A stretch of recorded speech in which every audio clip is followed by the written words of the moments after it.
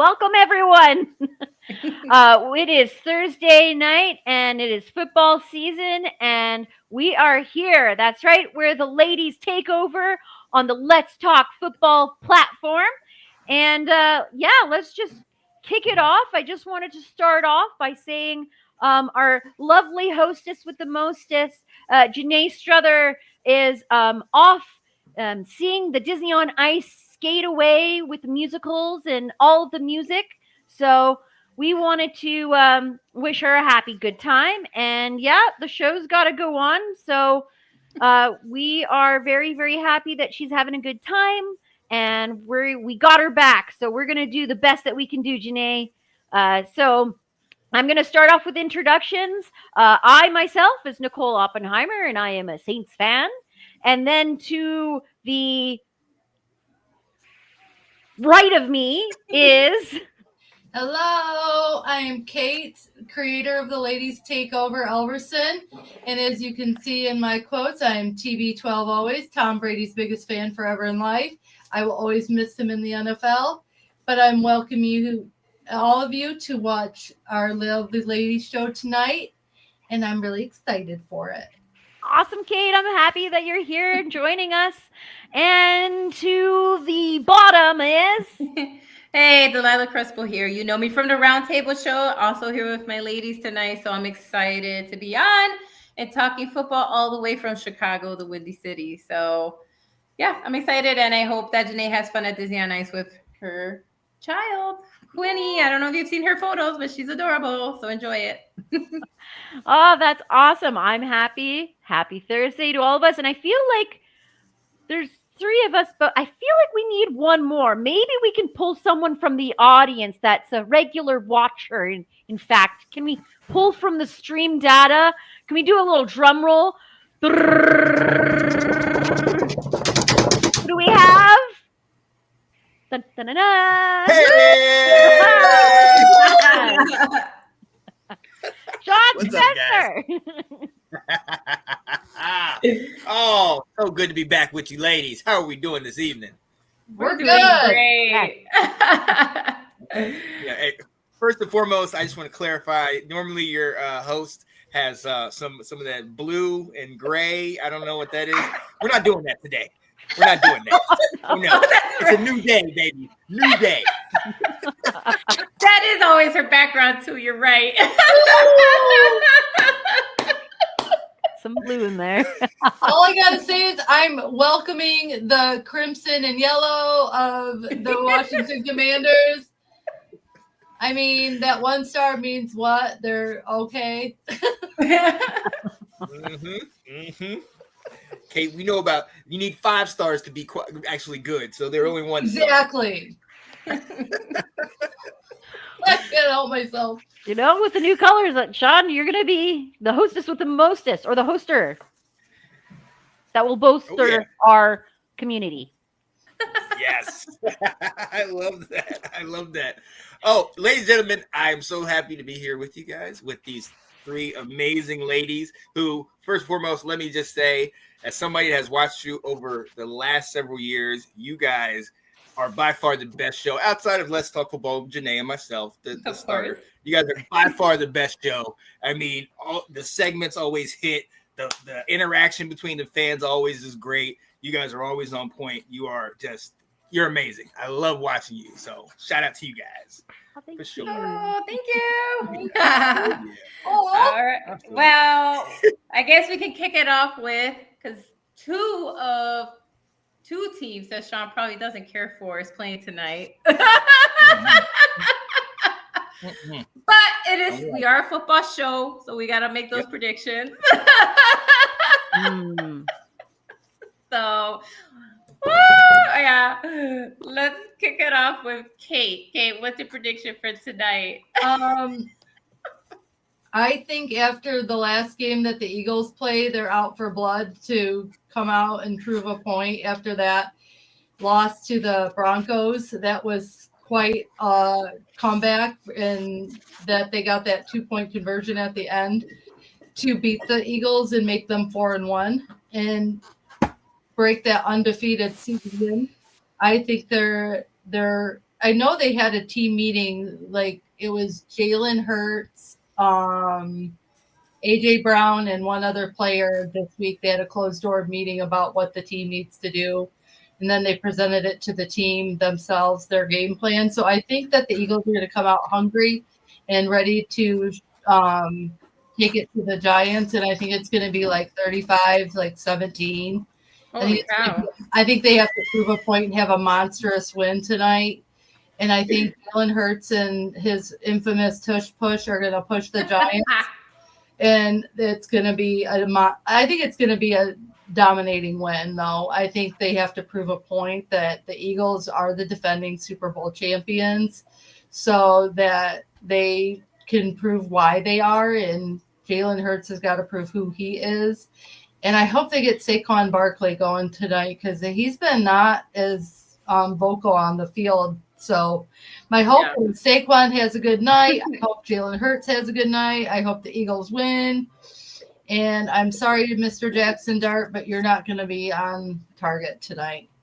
Oh, ooh, okay. Nicole, what you got? I've been doing my math lately, and so far, what I've mathed out is there'll be a touchdown and another, and then they kick it in, and then another touchdown, and they kick it in, and another touchdown, and they kick it in. So that's total of 14. No, that's not 14 on each side. Then there's going to be also a field goal on each side. And so I think I'm going to end it with a 17-17 for a tie. Oh, okay. Yeah, I'm going to put it out there. Go. Oh my God, what an ugly score that would be, though. No wins. 4 quarters and it's 17-17. Mm-hmm. Oh yeah. God.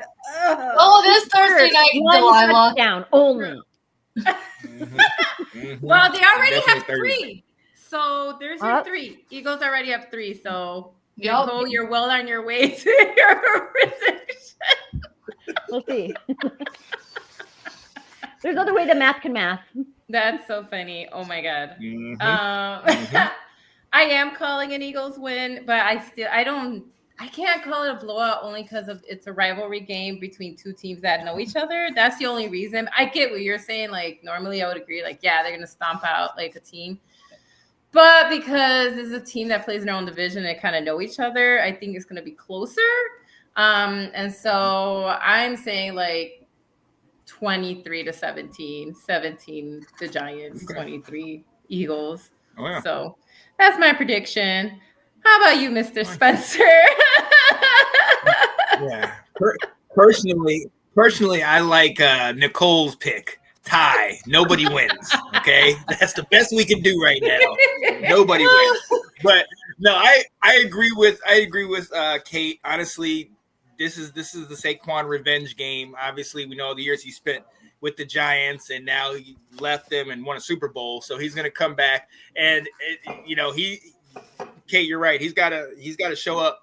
I mean, he really has not had a solid season, but he hasn't necessarily had to with everything else. But you can really tell the run game is struggling. So this is the type of game, to your point, Delilah, that if the Giants hang around here, we saw what happened with the Broncos. They hung around, came back, pulled it out. So who knows what's going to happen? But I'm with you. I think it's also going to be close. I'm saying 17-16. Oh my God. Almost 17-17. So somebody's missing an extra point or something. Or okay. And all right. Well, let's see. Let's see how we end up with the show. Right now, it's New York 7 and Philly 3. So I don't know, Nicole. So far, your math is mathing. There we go. Yes. Oh, it's so good. All right, and now we're gonna move on to one of your favorite segments, which is Jessica Janae's not here; she's here in spirit, and we're still gonna do it.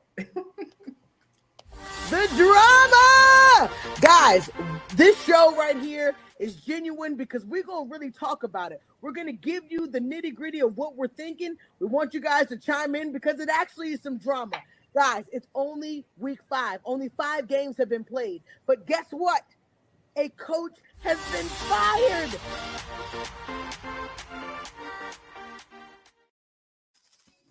Yeah, the drama. And yes, Janae is not here, so I will take over the reins. First question, why the Cowboys? No, I'm not going to do that to you. You can do that.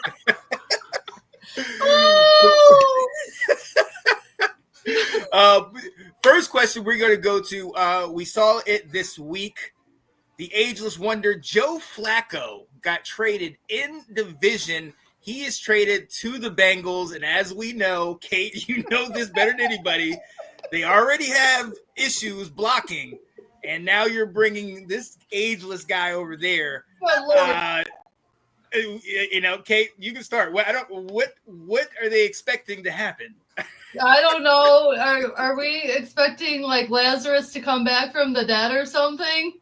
Is Joe Flacco going to come back from the dead and be the quarterback that the Bengals need to try to get into the playoffs? Maybe. I am really sad that my Mr. Smoky Smooth Burrow is out for another season. Dang that turf toe. But yeah, Browning wasn't doing very well, so I'm hoping maybe. Oh, I'm scared. I was all that trade, and I went, "Good Lord, what is Katie Blackburn doing in Cincinnati, and why are we going after Flacco?" But it'll have to be wait and see for me. I don't expect anything crazy because our offensive line still sucks. I still say that they need to clean house, especially Cody Ford. He is the worst offensive lineman in the league, in my opinion. He can't block to save his life. So anyway, I think it's going to be a travesty for them. And I feel bad for someone like Jamar Chase, who led the league in receiving yet last year. And this year, his numbers aren't going to prove the player he is, and especially T. Higgins as well. So I will wait with bated breath to see what Flacco does in Cincinnati, but I'm not very hopeful right now because of how he played with the Browns. So we'll just have to wait and see, but I don't think it's going to be anything good. Yeah, it's going to be interesting. Nicole, I'm going to come to you. 2 years ago, this man was sitting on his couch, and he got a call. He ended up going and playing, leading the Browns to the playoffs. He gets a job this year, and now he gets traded to the Bengals, who are struggling with their O-line, like Kate was saying. No O-line, struggling quarterback. Is there any hope here? Okay, I got some thoughts on this. You know, Rodgers has been around for a long time too, and he's sailed the boat of Revitability, whatever you want to call it, into some wins. And I want to take you back to a great old time back in 12 years ago. Imagine 2012.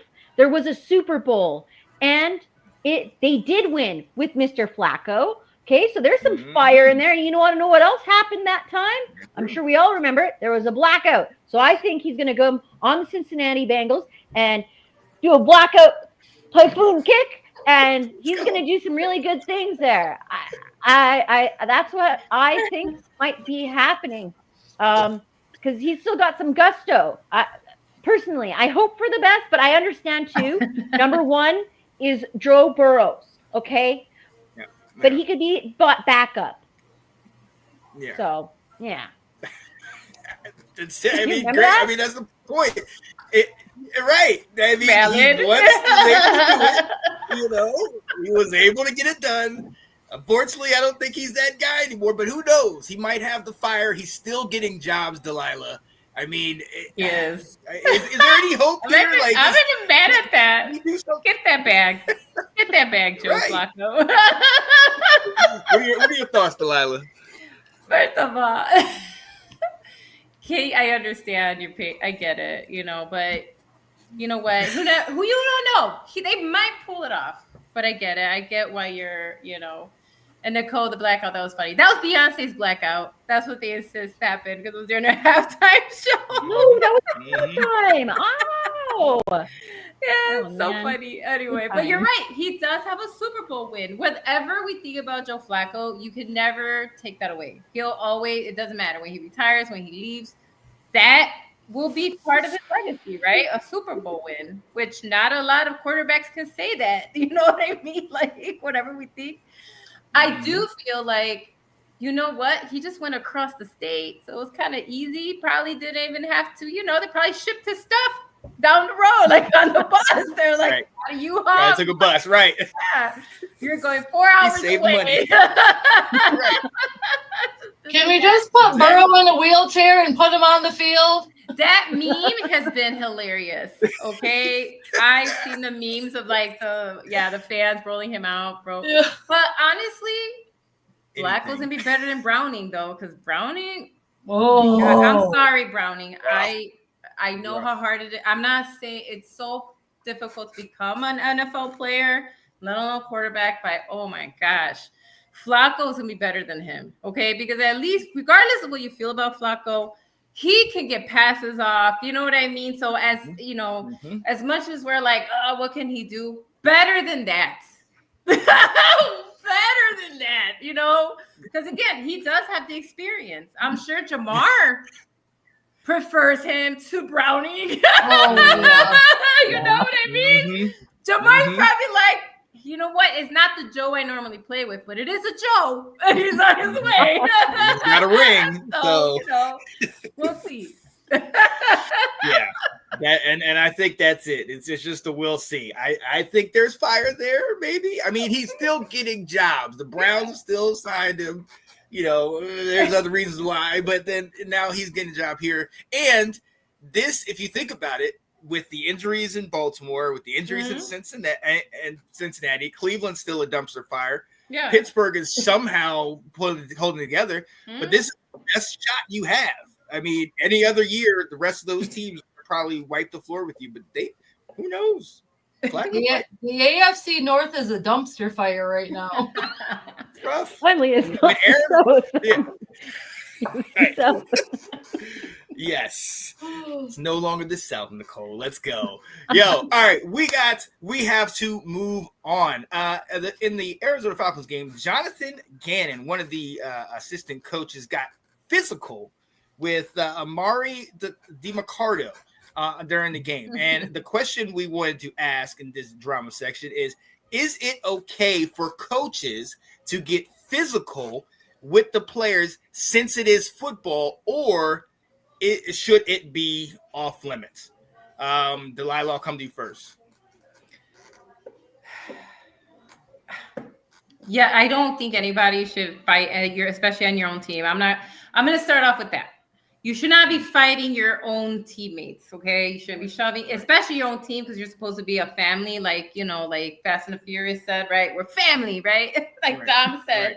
So that's the part I agree with. However, I do understand sometimes emotions are flying. You're just, testosterone everywhere. Don't forget, this is like straight up testosterone filled, like just, and so I don't think he meant to do that. I just, you know what I'm saying? And I'm not saying it's okay. I just feel like it was in the moment and he regretted it instantly too, so like, I don't think that was done like with malice or intentionality is what I'm saying. I feel like it was just one of those things like, it just, and so, but yeah, I don't think you should be fighting each other. Absolutely not. Like players to players or even coaches. No, of course not. But I also understand at that moment, I don't see it that it was done with malicious intent is what I'm saying. I don't think he did it to like, I got to check this guy. And like, you know what I mean? I feel like that was just a heated moment and it got caught on camera because everybody's watching all the time. You know what I mean? So, and I feel like just caught a moment where things got a little out of hand, but I don't think that's something that we should just, accept as normal if it happens more often. But I don't think that's something that we're seeing often. I feel like it was just heated, moment in time. Yeah. No. I agree, Kate. I'll come to you. I mean, you from college and obviously from pros. Back in the day, it was okay for coaches to dream you out and get in your face and all this type of stuff. Bobby Knight on basketball court, yeah. throwing chairs and whatnot. But nowadays, it's definitely frowned upon. I mean, I coached for several years, and there was times when I wanted to just grab them and get out of here, X, Y, Z, but you can't do that.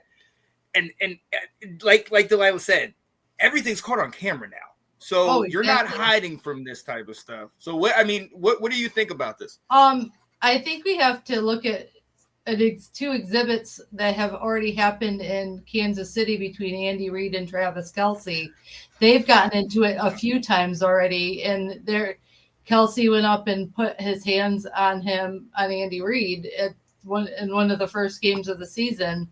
So tensions get high when your team's not performing, you're not doing well, and everything's not going the way that you planned. Tensions get high, things get heated. Should it happen? Absolutely not. But I mean, gosh, I don't know how many times I watched Bobby Knight grab his players by the jersey and get in their face. And I know it was more acceptable back then. And even though people didn't like that he did it, it kind of got his players to act and be in line. But I just think you got to know that just like in other situations, like in one of the Michigan games this year in Oklahoma, Bryce Underwood and the star running back Justice Haynes were like bickering at each other. But sometimes you do that because you have the mad respect for each other and you just want the best from each other. So you have to hash it out, get those player tensions out, and then you come back to being brothers. A lot of players do that. Coaches and players do it, and they come back and say, I just had to get that out. I didn't mean it, but we're good, and it's just what happens in sports. I mean, it's been happening, I don't know, for a long time. You see it happen. Is it the right way of handling it? No, not in the moment, but in the end, I'm sure that Gannon and Dave McCardo talked it out in the locker room and were like, we're good. I'm sure it was all talked out. They're good. I'm sure going forward, that probably won't happen again. But sometimes you do it because you want the best from each other as a player and a coach and players. So, I mean, it happens, but it shouldn't happen, but it happens. But I'm sure in the end, they're all good. So it's part of the sport. Yeah. Oh, yeah. Oh, yeah. And I've seen it. I've been on the field many times where you're going back and forth with your guy. But Nicole, I got to say, I mean, there's 22 other players or more on the other team that have a different jersey on that you can take that out on. I know you're struggling, but you can't take it out on your own guy. I mean, what do you think, Nicole? They need to have, one of those little ticketing items that you get so frustrated, you're just going to go and rip one of those tickets off. And each one of those tickets is going to be 3 balls at the dunk tank with the coach's name on them at the year-end finale. Or maybe a ticket against them for, hey, I don't like you as a coach. And then at the end, see how many tickets you get, and away we go. I don't know. I'm not, I love that. I'm not a traffic officer, but I agree with all of you guys. It's a sport. It's football. Tensions get high, and yet we're all watching. So it's just normal. Get some stress balls, or I don't know what to do, but it happens, and I don't like seeing it happen because we're all role models, right? And I'm sure, obviously, they felt guilty too. But yeah, when you do care about a player and stuff, sometimes you hurt the person closest to you. 100%. 100%. Gotten more fights with siblings over other nonsense because they were the close proximity. They were right there. And sometimes you just lash out at who's right there, So, but again, I think one of the overall themes of this is that the camera's always rolling, especially in these stadiums where you got cameras on the tether going to sidelines and everything. And as soon as they catch something, their camera's going to stay on you now because they want to see your nose. Oh yeah! Oh, with a heartbeat, or picking your butt, or anything like they'll catch it. I mean, I didn't mean to go there, but they will catch it. They will catch it. Yes, they will. All right, we got one more question And Nicole, I'm gonna come to you first. These these first overall picks. Obviously, we know about Caleb Williams a year ago, Bryce Young a couple years back, the Trevor Lawrence years. All these great number one picks. That some of them they don't pan out. We've seen it happen too many times. Are they overrated? Or do we just put a high value on it? What's the problem? Why are these guys not all working out?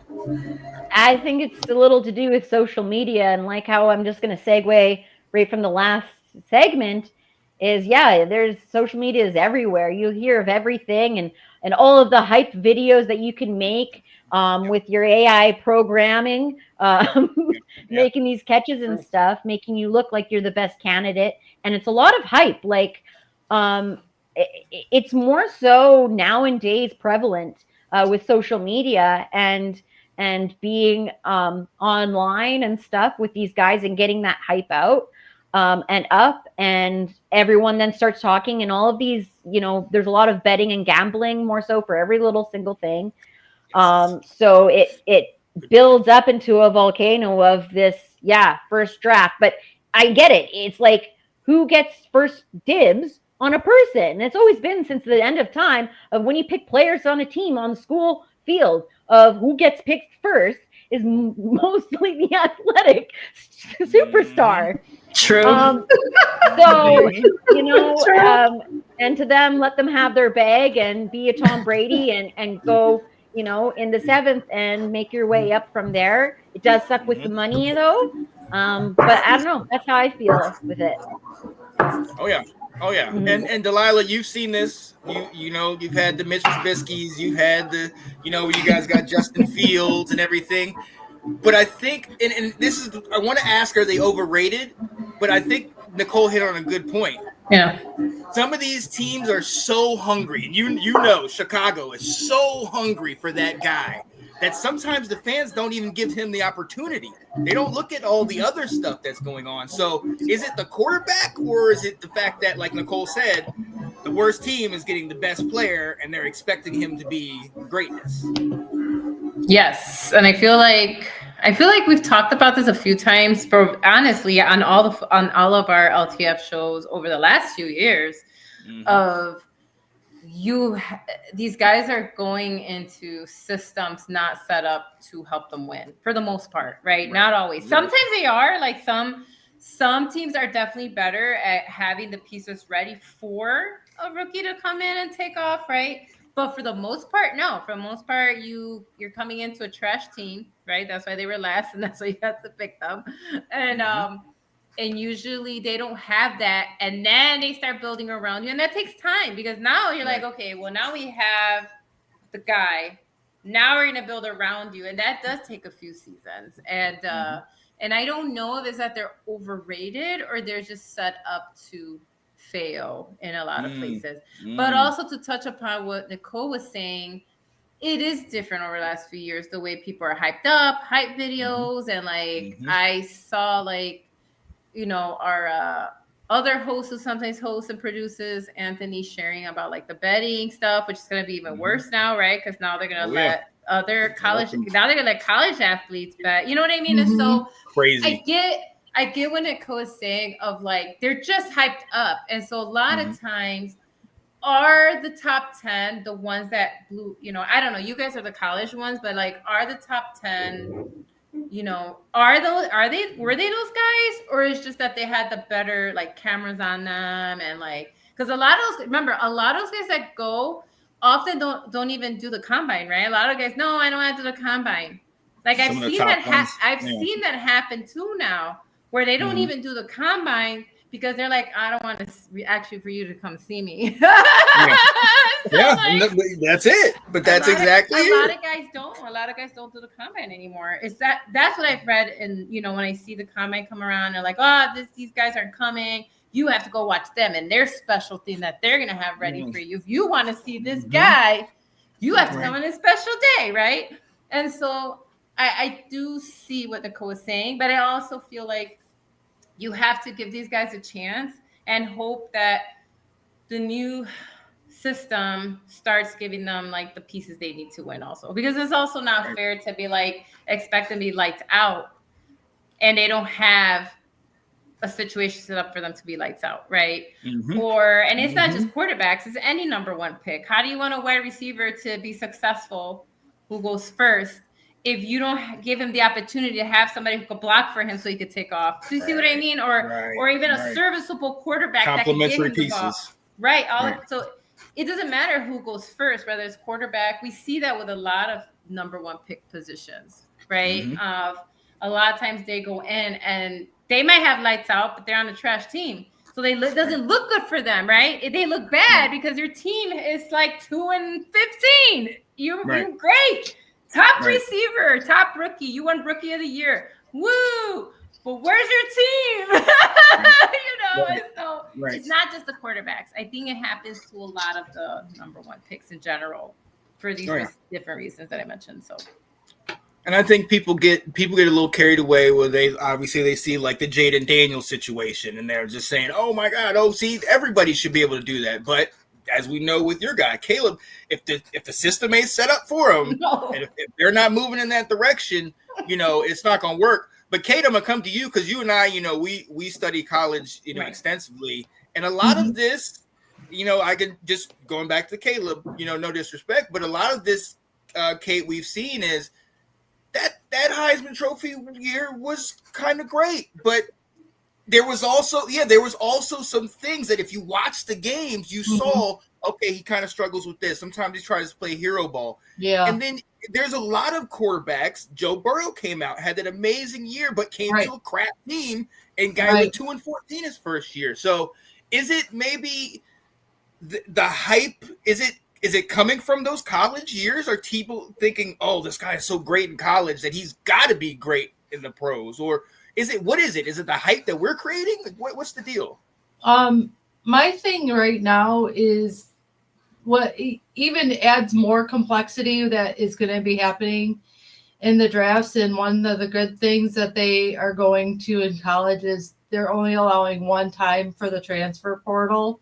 Because right now players are jumping team to team to team that they don't get to really become that dominant player that they could become, like staying with the team for 3 years. Because in college, which I love, you can't come out to your junior year, and go into the draft. So the portal's hurting, the NIL's hurting right now. So there's a lot of things that are going to happen in upcoming drafts that are going to really hurt to show the dominance of what a player really could be. And like I look at a lot of drafts, like you look at the draft where Aiden Hutchinson went second. How much do you hear about Trayvon Walker now that went number one to Jacksonville? I mean, he went to a team that could not produce him in a way that Brad Holmes and Dan Campbell have been able to produce for Aiden Hutchinson by bringing in the right pieces. So a lot of it has to do with not only are we overhyping them? I don't know. But yeah, to Delilah's point, a lot of them are not doing the combine because they don't want to get hurt before the draft. And a lot of them are not doing their NFL pro days because they don't want to get hurt. Because look at what happened to David Ajabu. He got hurt and missed his first full season with the Baltimore Ravens because he got hurt during his NFL draft, his NFL day at Michigan. So now a lot of teams, what they're doing are sending their NFL scouts to actual games within the season to watch these players perform, so they get a gist of them within the game, so they can see what they could possibly draft at the end of the season, knowing that a lot of these players are sitting out the combine. They're not doing NFL pro days. They're not in the best way to see them really is in a game setting. And then a lot of these NFL scouts are sticking around and talking to these players in the locker rooms after they're done to scout them out, get to know who they are as people, so they can start building their resumes during the season now versus waiting for the draft. So I like that they're sending in these scouts now to watch them play in the moment and just looking at them that way. But I agree that the number one team is usually the worst team. Poor Bryce Young of Alabama, he did phenomenal at Alabama. Played very good ball, had a very good resume, had a very good tape to show for the draft, but got drafted by a really crappy Carolina Panthers team. Yeah. And I really, agree. I mean, they look at what happened.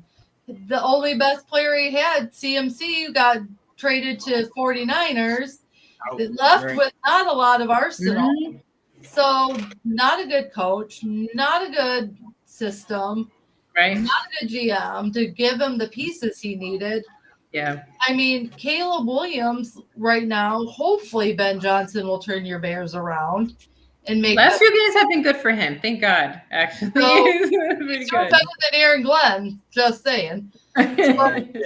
Anyway, but I think what you need to also take in regards is how well did their college teams prepare them for the NFL? Yeah. You look at Ohio State and their wide receivers. Sean, aren't you proud of me? I'm talking about Ohio State.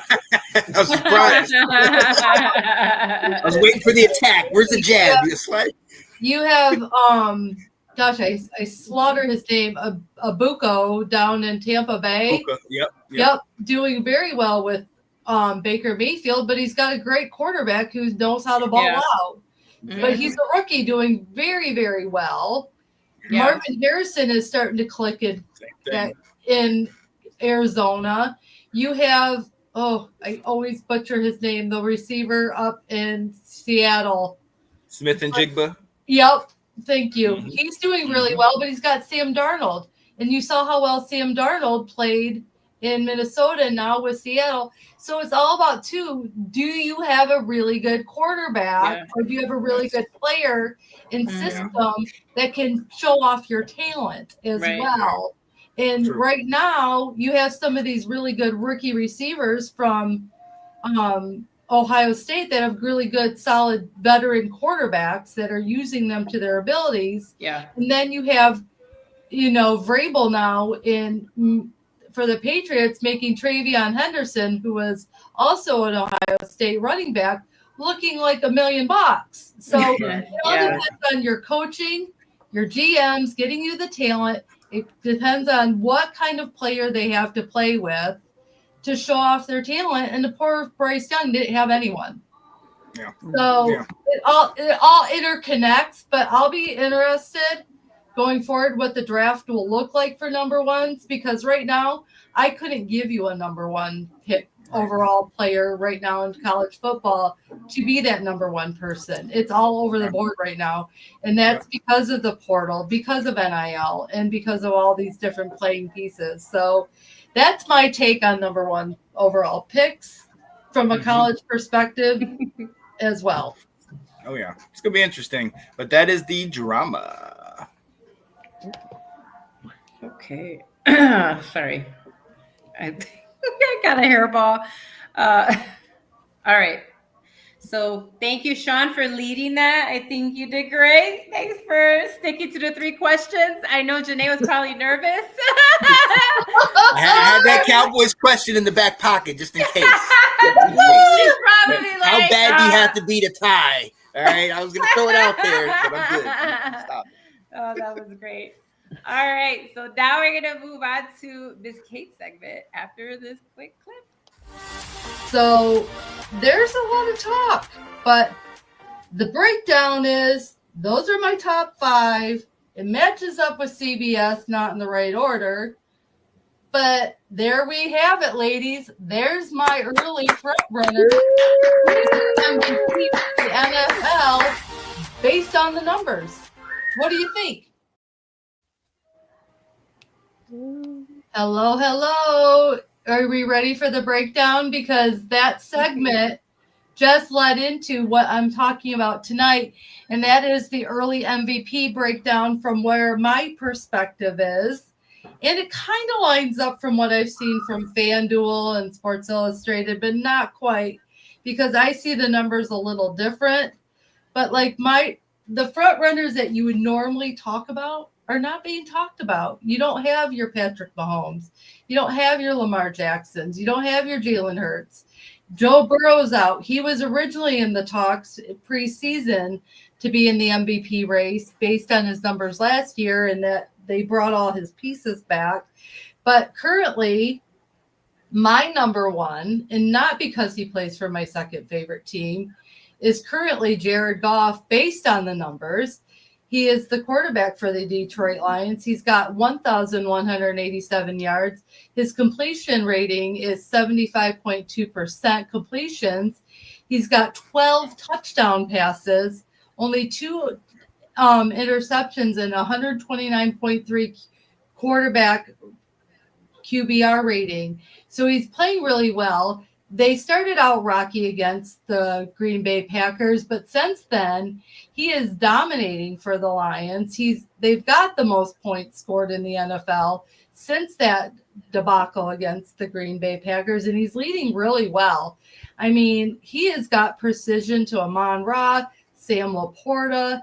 He and Jahmyr Gibbs and David Montgomery have been having some fun with some trick plays. And he's just playing lights out, and I'm just very proud of him. And he doesn't get talked enough about, like on ESPN and all the other sports shows. It's always Justin Herbert, Patrick Mahomes, Dak Prescott, this guy and that guy.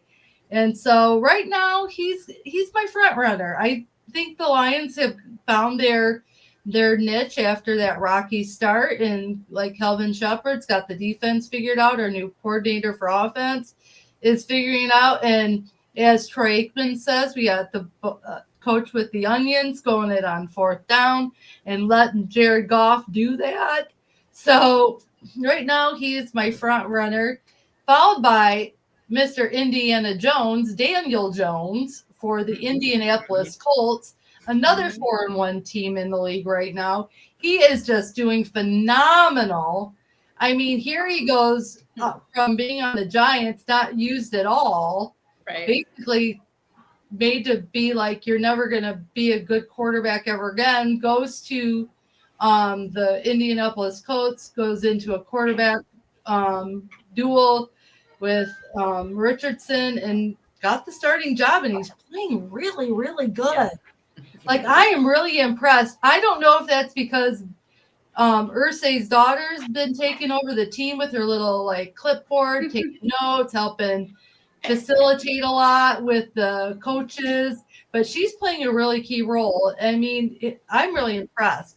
But Daniel Jones has 1,290 yards, a 71.3 completion percentage, 6 touchdowns, only 2 interceptions, and 114.5 QBR, which is phenomenal for him. Yeah.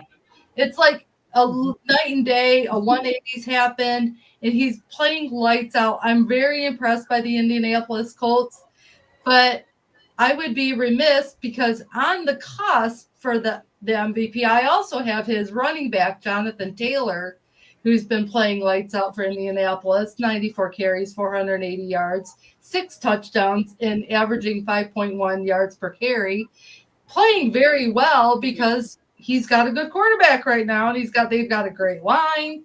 They're just playing really, really well in Indianapolis. But number 3 is the current reigning MVP, which would be Mr. Josh Allen, right. Another 4-1 team with the Buffalo Bills. He's got 1,217 yards on the season, 70.4% completion, 9 touchdowns, 2 interceptions, and 116.7 QBR. So he's playing very well. He had that one bad game last game that wasn't his best, but he's still playing very well. They're playing very well in Buffalo. So I have him 3rd. 4th, probably be one of my favorite quarterbacks in the league, even though he doesn't play for my team, and I've already mentioned him, is Baker Mayfield. I love Baker Mayfield. How do you not love Baker Mayfield? The guy. Nicole can't love him. I mean, here he comes. He goes to like the 49ers, brings them kind of to glory. I mean, when I was at that Oklahoma game for Michigan, when they do their whole montage of all the players from Oklahoma and the league, He gets the most applause out of any player. As he should. Baker Mayfield jerseys everywhere. The guy's phenomenal. Personality personified. But right now he's got 1,283 yards, but a little lower in the completion rating at 65.1, 10 touchdowns, only one interception, and 111.8 QBR. So he's playing very well. I mean, the Buccaneers are 4-1. They're one of the 4-1 teams, doing very well down there. So The coast is sad. what? That's her division, bro. But they're doing very well. But Baker's playing really well. And then fifth, Janae's. I have two on the cusp at 5. And Janae's going to love me for one of them. And it's Dak Prescott for Dallas. He's got the most yards right now. 1,356 yards passing, 71.3% completion, 10 touchdowns as like Baker, only 3 interceptions, which we all know he's usually good for 10 plus in a season. So knowing we're going into week 5 with only 3, that's pretty good. And his QBR is only a 76.5, but he's been doing good. He's been doing fairly well. But my other one I mentioned earlier is Sam Darnold. Your fifth tie, right? Yeah.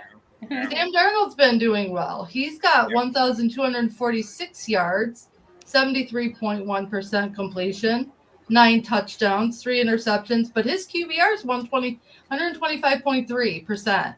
That's a great QBR. That's wild. That's wild. So Sam Darnold is still having his second life as a quarterback, coming from Minnesota to Seattle. But another one I have kind of on the outskirts, I'm not going to talk too much about, is Justin Herbert for the Chargers, because he always seems to get put in that mix. But he's doing all right. His QBR is actually better than some at 91.2.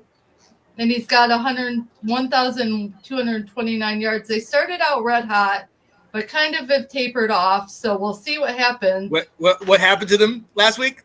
They lost. Yeah. Your Commanders. That's right. I know. I was waiting for you to come in with it. You dropped.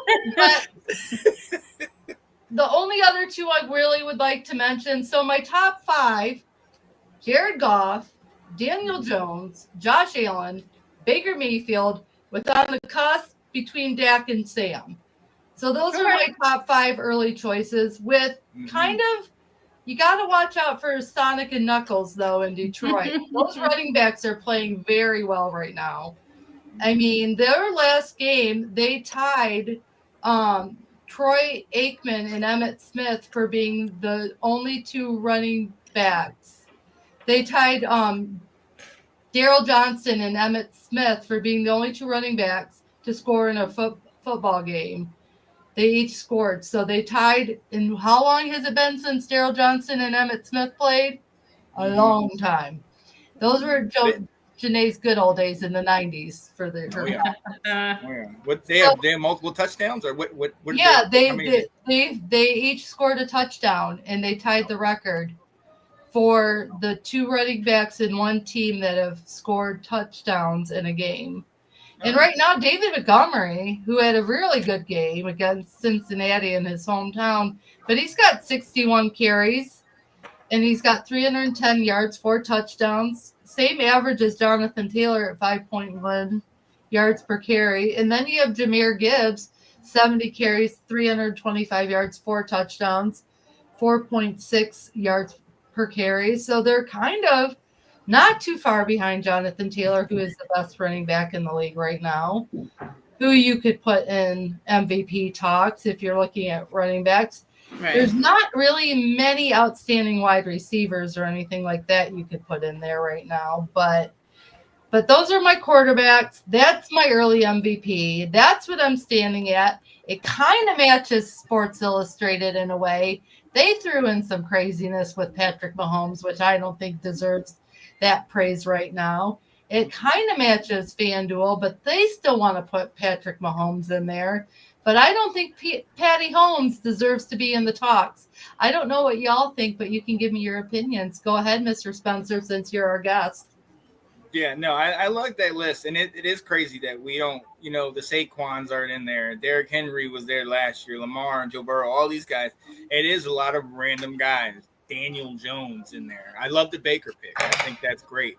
The only thing I love your running backs. I mean, to have what, two guys score for, was it, like 14 straight games or something like that, and I mean that's crazy, but.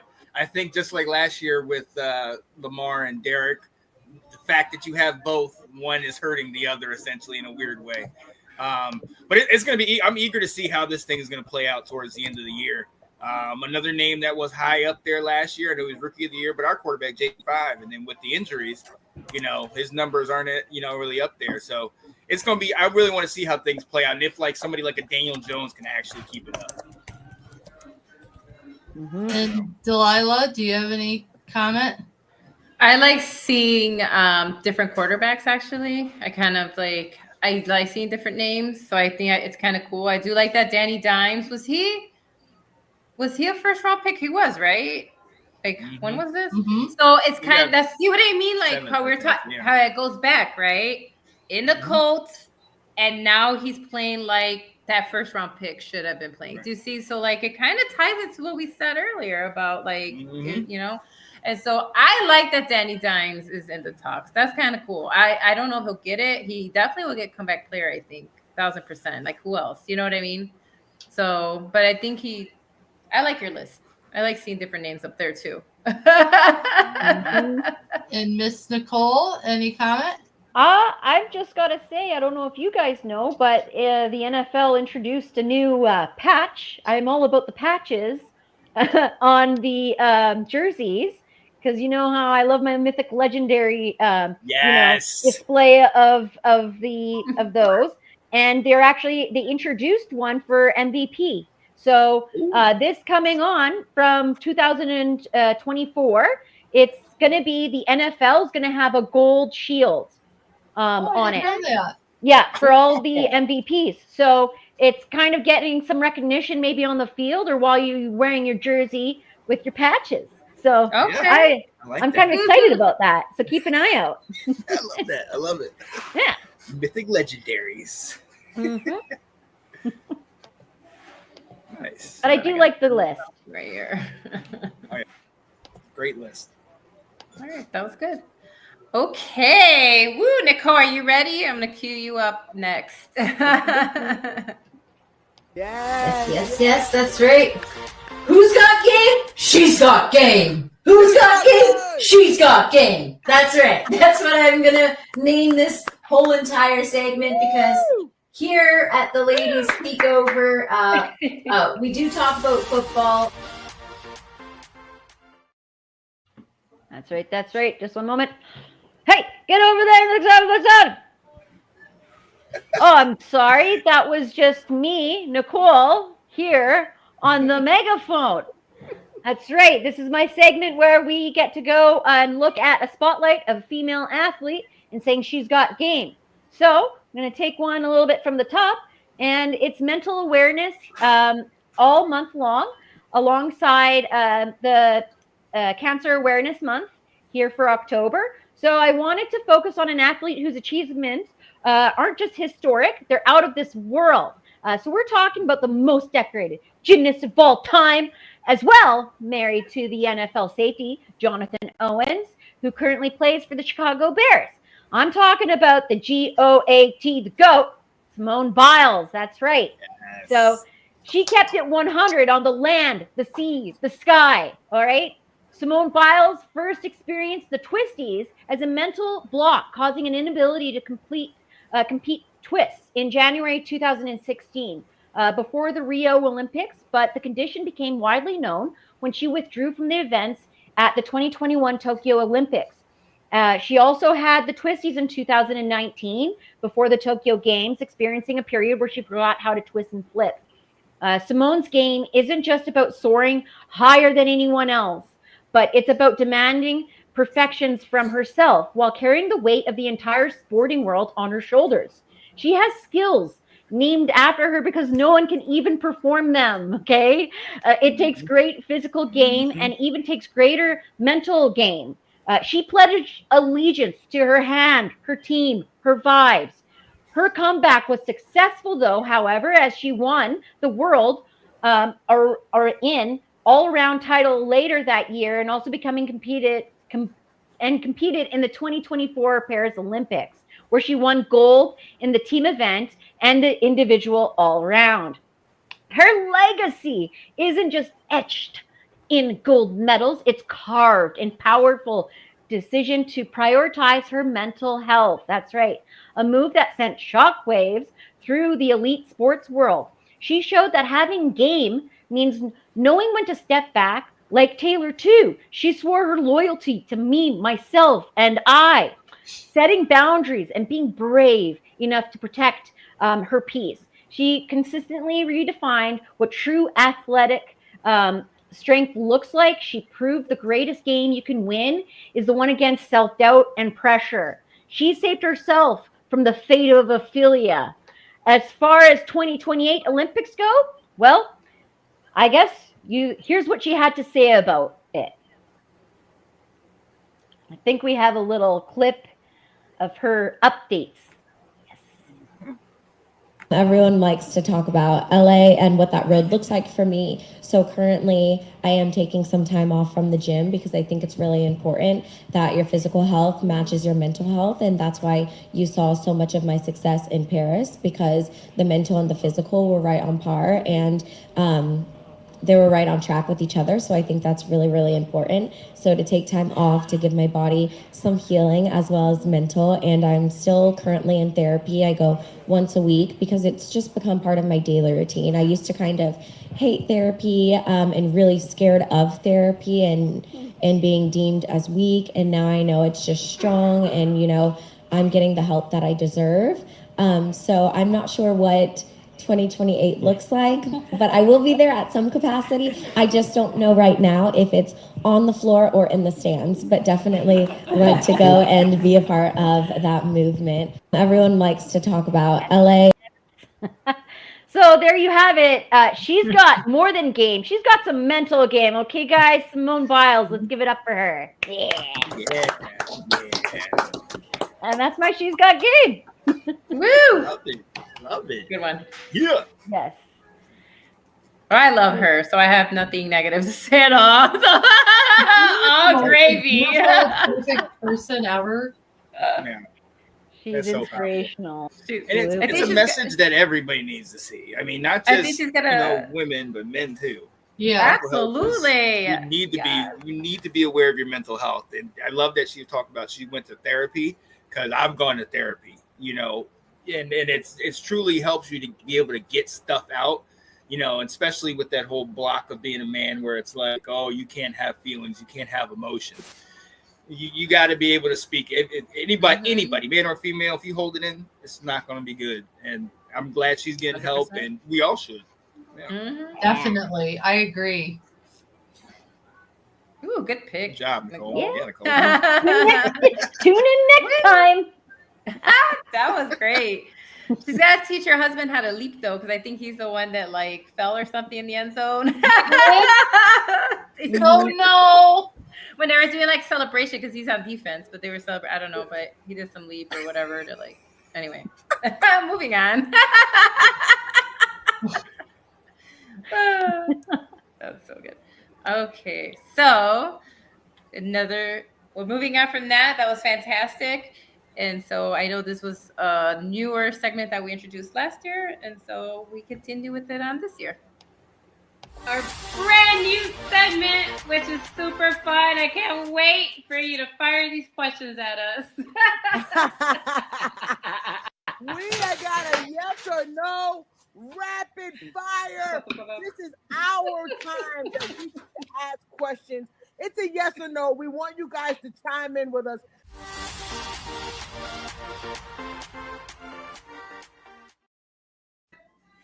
Okay. We dropped the whole paper thing, so it'll just be verbal yes or no.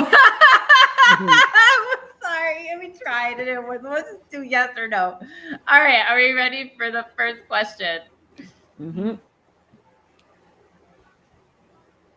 Well, Aaron Rodgers. What do we think? Well, Actually, Aaron Rodgers, yeah. No. What do you think? Thumbs up or thumbs down? What do you think? Yes or no? No. Yeah, I don't think so. He's gonna get lost in the darkness Mhm. somewhere. All right. Well, everybody out there, we all said thumbs down. So Yes. what do we think? Let us know in the comments. Absolutely not. That was question number 1. And I forgot who posted that. I know the other two, but I don't know who posted that. I like that. It's not over Yeah. a minute. All right. Question number 2 was actually Oh, shared from one of Sorry, our Nate. co-hosts tonight. It's a good question. Thumbs up or thumbs down? Should the Ravens? Sorry. Oh, and then Nate just popped in. I'm so sorry. I'm sorry. Oh, he No. came in at the worst Should time. they hang it up? Yeah. after the bye week, maybe they'll turn it around. I don't know. Should the Ravens just hang it up for the next year? He came in at the worst. I Next mean, year's our year. fumble, We need that. fumble hands and Mr. Injured. There's Mr. Nate's There we go. answer. I don't see the Ravens doing much. Oh no. The only reason why I say no is because of the fact that the Browns are so poor, and then they just traded Flacco to the Bengals, who we're not Oh, really shite. expecting anything.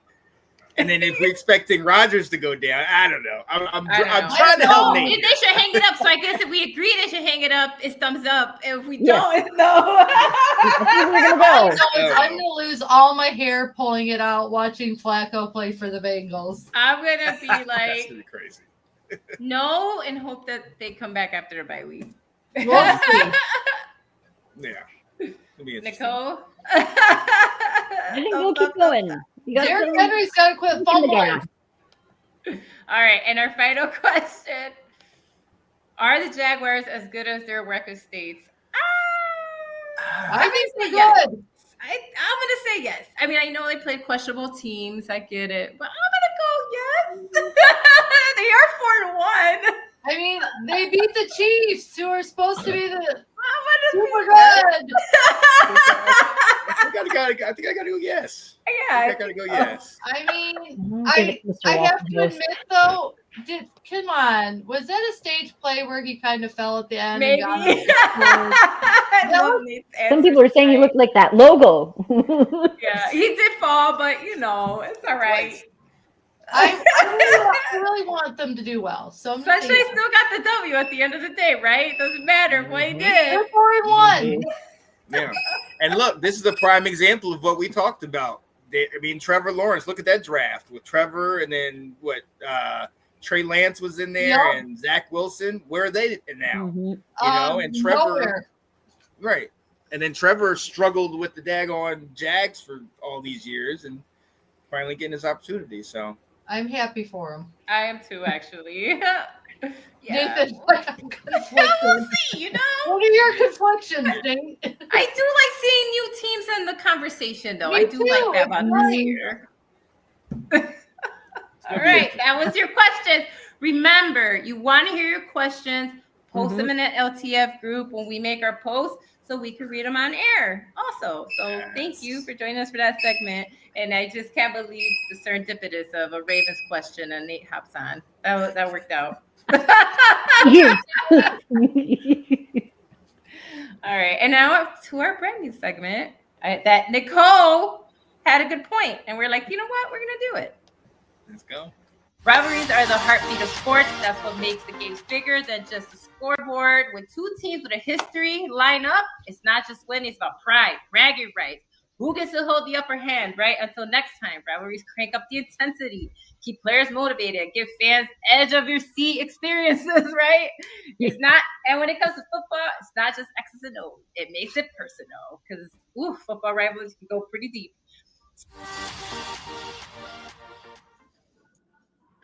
Still laughing that I rhymed that. I don't know how I rhymed that at the end there, but anyway, thank you for getting that, Nicole.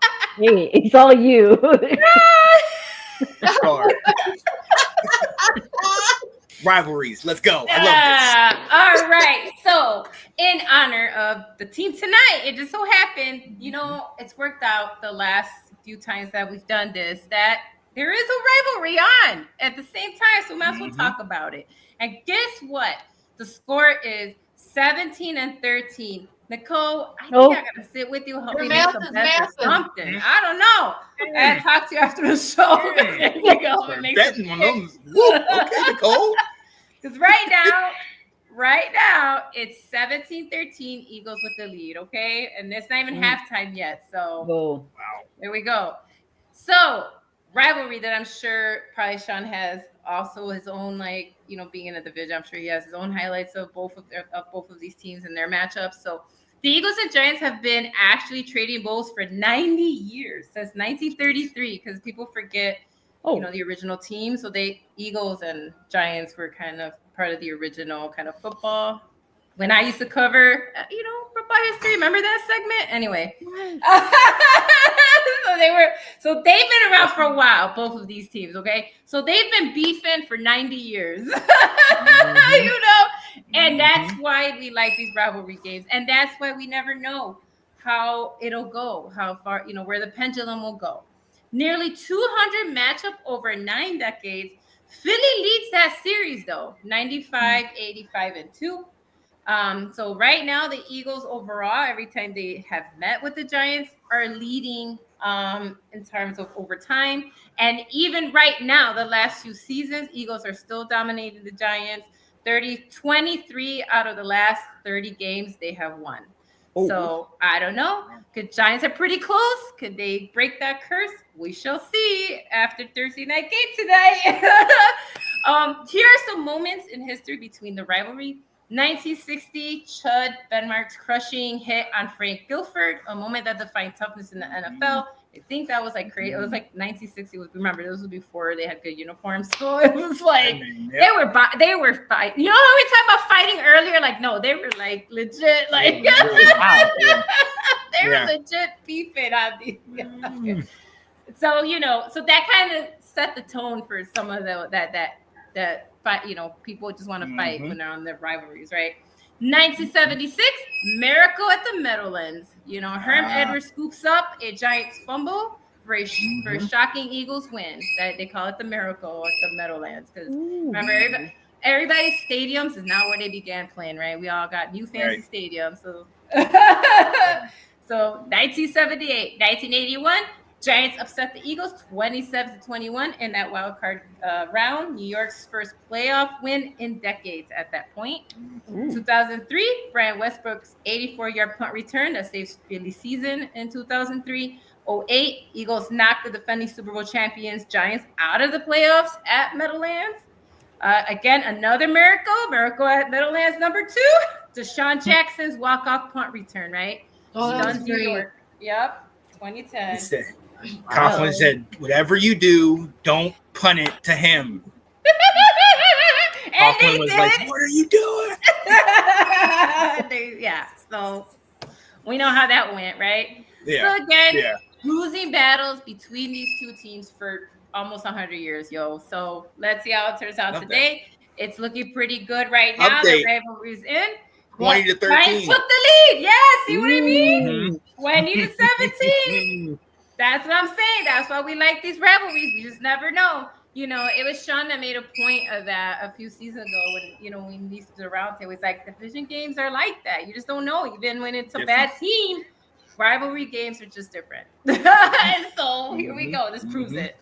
So that is your rivalry of the week. Eagles and Giants. I hope you enjoyed that. I love learning about these new rivalries or old rivalries. We gotta have in 10 years a 100-year anniversary for them. Yeah, true. Let's see what we come up next. Maybe I'll do the Saints. So it'll be fun. All right, and we made it to the end of the. Thank you for hanging out with us. Thank you for joining us, Sean. It's been great having you come in and co-host. Thank you. We love it because we know how much you support our show. You're always watching, commenting, and sharing our stuff. So we appreciate the support, that you give the ladies show. and letting us do it on the I love LCF y'all. brand. So Yeah, I love y'all. So then, so we're gonna move it to our last segment. We close off a little emotion, which I feel like we kind of done a lot of those throughout the hour today. All right. Ladies have the final say. We have the final say. This is one of the parts of the show that's near and dear to our heart. We love that we get to actually promote positivity, just like every other show that we have on the network. We love positivity. And this time, we get to hear from 4 dynamic ladies about what we want to say for the final say. We hate to do it because it is our last segment, but we try to leave the show with some positivity because that's how you should always do it. And this network always wants to promote love and positivity and whatever we just want to talk about. All right. Who wants to kick it off first? I will. And I'm wearing a sweatshirt today about my ladies' final say. It says in October we wear pink and watch football. It's got the breast cancer awareness ribbon on there. Oh, I love that. Because I don't know if many of our listeners and watchers know I'm a survivor, and October is Breast Cancer Awareness Month. And I always come on in October and talk about this because it's very near and dear and important to me. That ladies, sorry, Sean, to talk about this with the gentleman in the room. You're good. But make sure you're getting your mammograms, doing your self checks. Make sure that you're keeping on top of your health, because I am testament that when you do and you get early detection, that you can make it and you can survive. I am going to be in, crazy enough, this year is going to be my 7-year mark as being as a survivor and in remission, and that I've beaten cancer and I'm kicking butt and keeping my body cancer free.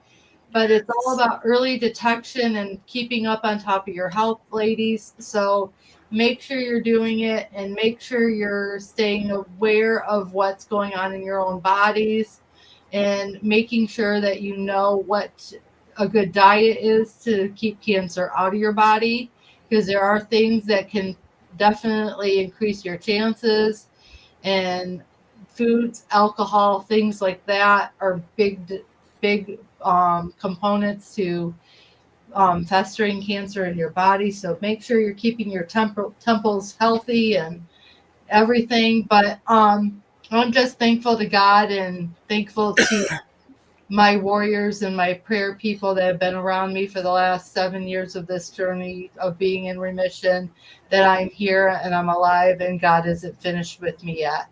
So I am thankful to all of the support I've had from all of you. Sean, you've been an amazing support to me through this journey since you were with me from the beginning of it. So it's almost great that you're on today, because you and my good friend Kat have been with me through the whole journey. So I am very thankful to every one of you and all of your love and support over the last 7 years. And I'm just grateful and thankful to the big man upstairs that I'm alive. So, and I'm here to talk football with y'all. So you're not done with me yet. Yeah. Woo! So that's my final say. All right, that's a good one. Funny enough, I wanted to use a quote that I heard 5 years ago from Kat Hughes, which was "Don't let anybody yuck your yum." I was like, that's great. And ever since that, I've actually heard it in other places. I'm like, I swear to God, I never heard this before. She mentions this one on a show too, and that's great. I don't know why I never thought. The reason I say this is because I see a lot of hate on people who are enjoying like a pumpkin spice latte. You know what I mean? It's so weird. I'm like, why does that bother you? Just let people enjoy their pumpkin spice latte. Like, so yeah, I thought it was just let people enjoy the fall stuff.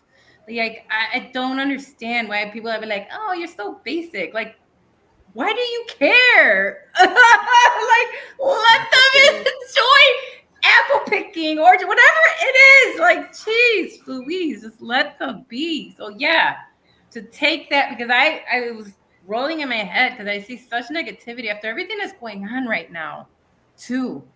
Of all of this happening right now, you gotta harp on somebody that's just enjoying a pumpkin spice latte for some reason. And I'm just like, why? So Right. that's why I just want to say, like, let the people enjoy the little things. So yeah, stop yucking people's yums, okay? And let people enjoy their fall fun stuff and just feel good. I love that. Jeez. Yeah, I do love that. That's good. Even though Kat did yuck in my yum a couple times, but we're not going to.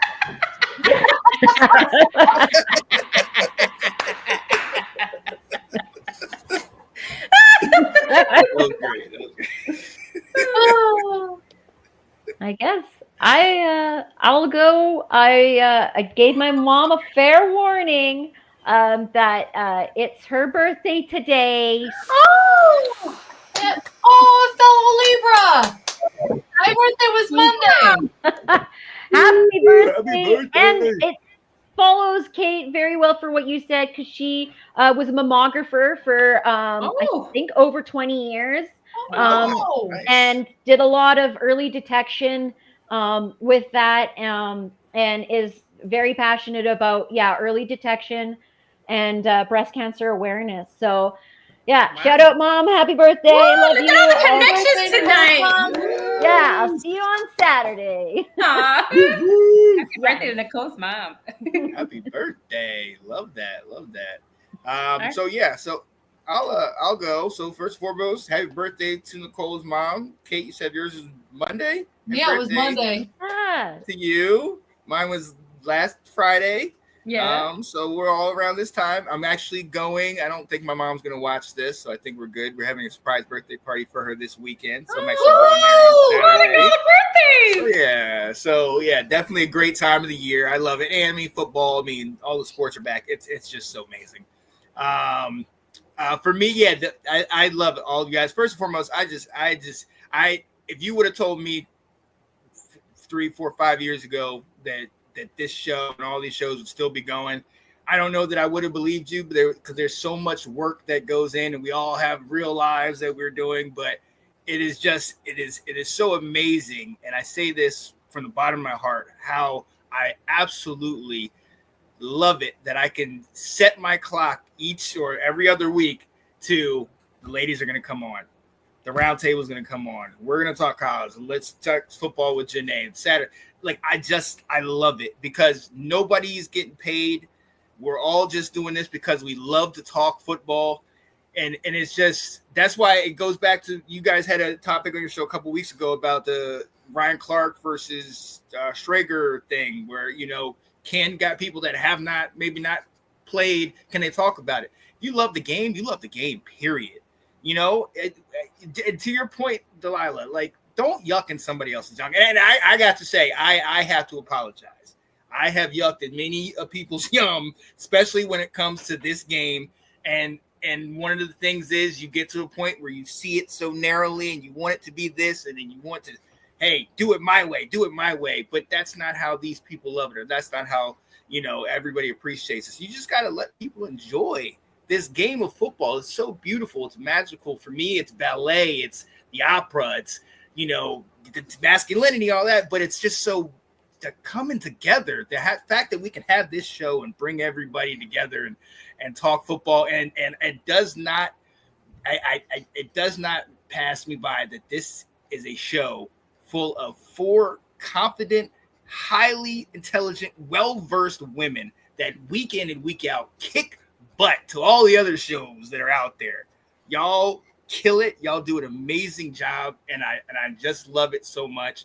But I do want to take time and Nate, I came at you. Handy, I crashed out of you. I have come at people, and I want to take time and say I apologize. I get a little cuckoo with this. Obviously, it's my baby, but I just love this game so much, and I love talking about it and having all this stuff. So to say all that to say, love you guys, and it has been an honor to be back on here with you guys again.